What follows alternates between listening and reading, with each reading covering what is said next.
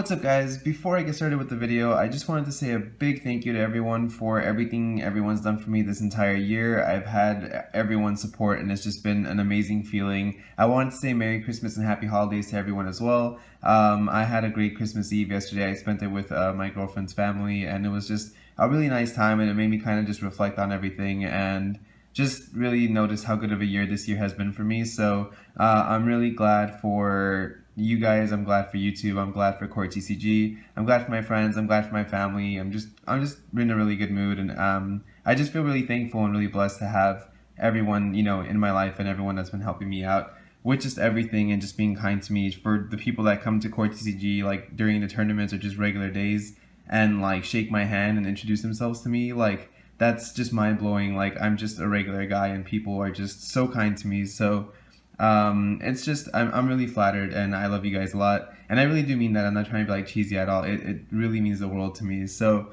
I just wanted to get that out of the way. It is Christmas today. So for anyone celebrating it, I wanted to kind of give that to you guys. If you have other holidays that you guys celebrate, just happy holidays for all of them. Whatever it may be. I'm excited for New Year too, because it's going to be really interesting. I'm like counting down till February, where it's going to be like my 1 year YouTube anniversary. So I'm like really excited to get the next year starting. Plus the new Naruto game comes out in February, and that game is like life.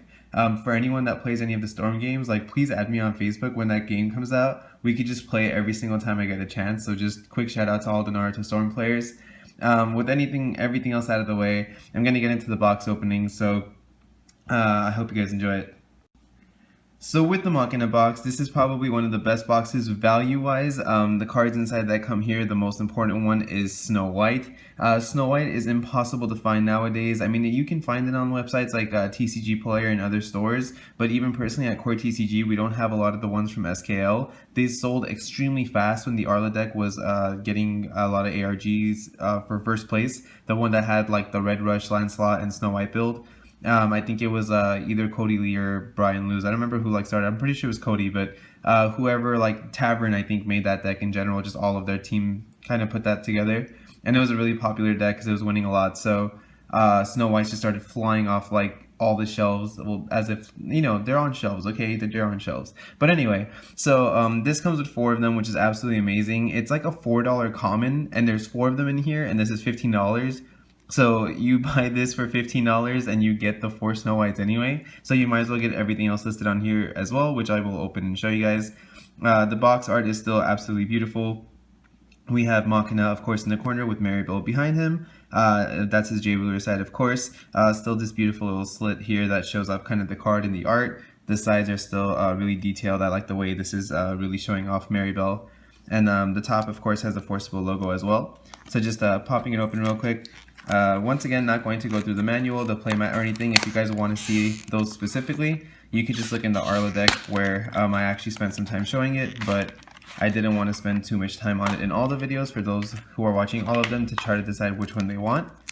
I'm going to have the starter deck guide in the description below, so if you guys want to see how Force of Will wants you to be playing these decks, I'll have the link to that as well in the description. And if you guys are interested in just these rulers in general, I have the deck profiles and all these as well. They're a little outdated, but if you wanted to know what I think of them now, you can just shoot me a message and I'll let you know what changes I would make. It's not a problem. But out of all of the rulers, weirdly, I feel like Machina's art is the nicest in common. Like, this actually still looks like a really great card, whereas for the other ones, I feel like it doesn't look so great. Its ruler side, of course, is really nice too. There's just something about this being common that I'm totally fine with. It just looks really nice. I think it's just the colors and the way the white kind of energy around him looks. I really like the way that has it kind of colored in. So I really like the Machina common. And then for the main deck, there's the 4 Flame King Shouts.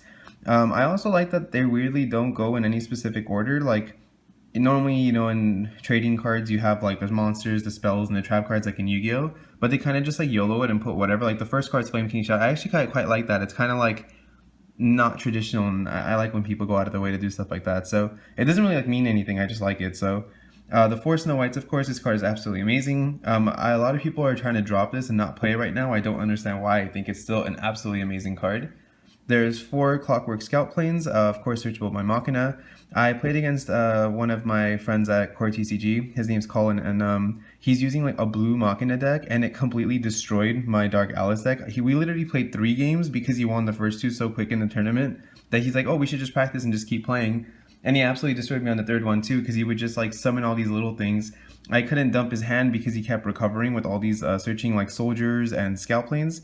And he would just drop a bunch of Dark Machinas, search a bunch of Machina Machine Lord, and just like play it for 0 cost because he would have like 5 machines after he deactivated, and he would just run me down so fast. And it was fun to see like Machina just being so underrated. Like when I played him, I was like really confident that I'd be able to get his hand low and I'd be able to go for a win condition. But he just absolutely destroyed me, and it was so cool to see Machina doing really well. So don't underestimate Machina. Like you guys really need to try to go out of your way to if you like robots and stuff in general. A lot of people I know when this deck was coming out, they were like, oh, but Machina is bad, so I don't want to buy it. Like don't think that. Trust me, just play the deck and you will enjoy it. It's super fun. And then 2 of the Mechanical City.